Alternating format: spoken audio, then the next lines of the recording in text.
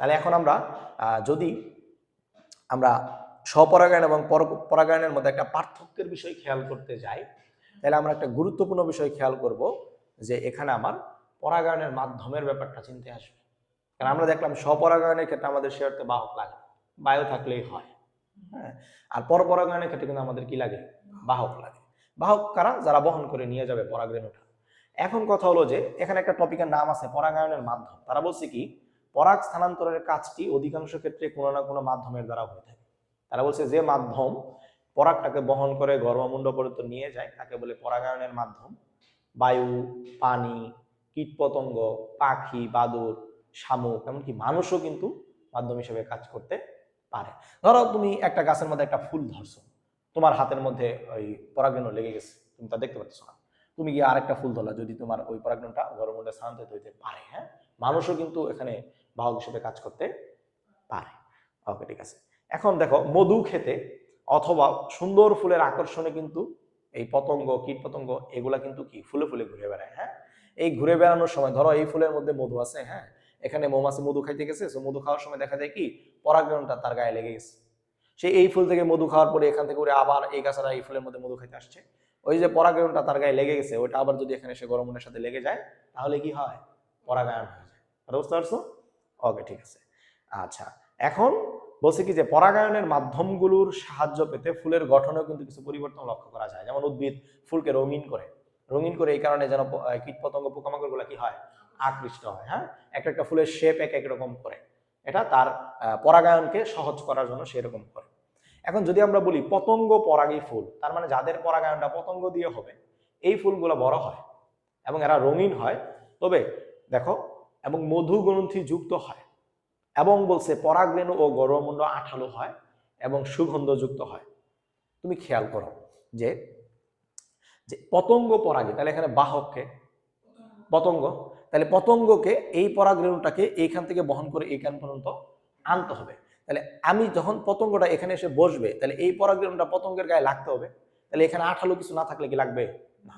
আবার ধরো বহন করে নিয়ে আসলো, এখানে যখন আনবে তখন এই পরাগরেণুটাকে গর্ভমুণ্ডের সাথে লাগতে হলে এখানে গর্ভমুণ্ডটাকে আঠালো হইতে হবে কিনা? হইতে হবে। তার মানে এই ফিচারগুলো তার থাকবে। যেমন বলছে কি পতঙ্গ পরাগী ফুল একটু বড় হবে, অবশ্যই রঙিন হবে, নাহলে পরে রঙিন না হলে পতঙ্গ আকৃষ্ট হবে না, আসবে না, তাহলে বাহক কি আসবে না, পরাগায়ন তো হবেই না। তারপরে বলছে কি রঙিন এবং মধু গ্রন্থিযুক্ত হবে, যেন পতঙ্গগুলো মধু খাইতে আসে। হ্যাঁ, এবং অবশ্যই পরাগরেণু এবং গর্ভমুণ্ড কি হবে? আঠালো হবে এবং সুগন্ধযুক্ত হবে। এক্সাম্পল কি আছে? জবা, কুমড়া এবং সরিষা, এরা হলো পতঙ্গ পরাগী ফুল। অনেক বেশি এমসিকিউতে পরীক্ষার মধ্যে আসবে। এখন বলছে বায়ু পরাগী ফুল। দেখো বায়ু পরাগী ফুল যারা বায়ুর মাধ্যমে পরাগায়ন হয় এগুলো কিন্তু হালকা হবে এবং এদের আসলে মধু গ্রন্থির দরকার নেই, কারণ এখানে কোনো পতঙ্গ আসবে না, বায়ুর মাধ্যমে হবে। বায়ু কি আর মধু চিনে নাকি? তাহলে এখানে মধু গ্রন্থি বিহীন হবে, কোনো সুঘ্রাণেরও দরকার এখানে নাই। তাহলে এরা কি হবে? এদের ফলে কিন্তু কোনো সুগন্ধ থাকবে না। সহজেই সহজেই এরা বাতাসে ভেসে যেতে পারবে। কিন্তু তুমি খেয়াল করো তো, একটা পরাগরেণু বাতাসে ভাসতেছে, এখন এটা আরেকটা ফুলের গর্ভমুণ্ডে পড়তে হবে, তাই না? তাহলে এখন একটা বাতাসে একটা জিনিস ভেসে বেড়াইতেছে, তার মানে কি ফুলটাকে একটু বিস্তৃত হইলে বাতাসটাকে ধরা সহজ। বাতাসটাকে ধরা সহজ মানে আমার পরাগরেণুটাকে ধরা সহজ। এখন এই পরাগরেণুটা বাতাসে ঘুরতেছে, এখন এটা যদি এইখানে গর্ভমুণ্ডটা যদি আঠালো না হয়, তাহলে ওই পরাগরেণুটা এসে কি গর্ভমুণ্ডের সাথে লাগবে, আবার বাতাস উড়ে চলে যাবে। তাহলে এই বায়ু পরাগী ফুলের ক্ষেত্রে তখন হবে কি, গর্ভমুণ্ডগুলো অবশ্যই কি হবে? আঠালো হবে এবং এই ফুলগুলো একটু বিস্তৃত থাকবে, যেন বেশি পরিমাণ বায়ুকে ধরতে পারে, যেহেতু বায়ুর সাথে উড়ে উড়ে কিগুলো আসতেছে, পরাগ রেণুগুলো আসতেছে। এই জন্য বলছি কি যে এরা সহজেই বাতাসে ভেসে যেতে পারে, এদের গর্ভমুণ্ড কি হবে? আঠালো হবে এবং অবশ্যই শাখান্বিত হবে, কখনো তারা পালকের মতো বিস্তৃত হয়ে থাকবে, যেন পরাগরেণুটাকে ধরতে তাদের জন্য কি হয়? সহজ হয়। ফলে বাতাস থেকে পরাগরেণু সহজেই সংগ্রহ করে নিতে পারবে। যেমন হলো কি ধান, যেমন কি ধান।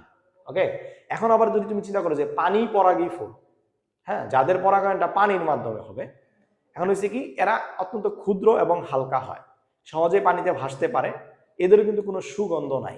একটা মজার কথা তুমি খেয়াল করো তো, এখন আমাদের পরাগায়নটা হবে কিসের মাধ্যমে? পানির মাধ্যমে। তুমি চিন্তা করো যে ধরো এইটা হলো তোমাদের ফরিদপুরের কুমার নদ, এটা কি কুমার নদ। এখন তুমি চিন্তা করো যে ধরো এটা হলো তোমার চরকমলাপুর ব্রিজ, ওকে, আর এটা হলো ধরো তোমার ওই যে সামনে লোহার ব্রিজ। হ্যাঁ, এখন এইখানে এই চরকমলাপুর ব্রিজের নিচে পানির মধ্যে এখানে একটা ফুল আছে, এরকম একটা ফুল, আবার এইখানে আছে আরেকটা ফুল। ওকে, এখন এই ফুল থেকে পরাগরেণুটা এই ফুলের মধ্যে যাইতে হবে। কথা বুঝতে পারছো?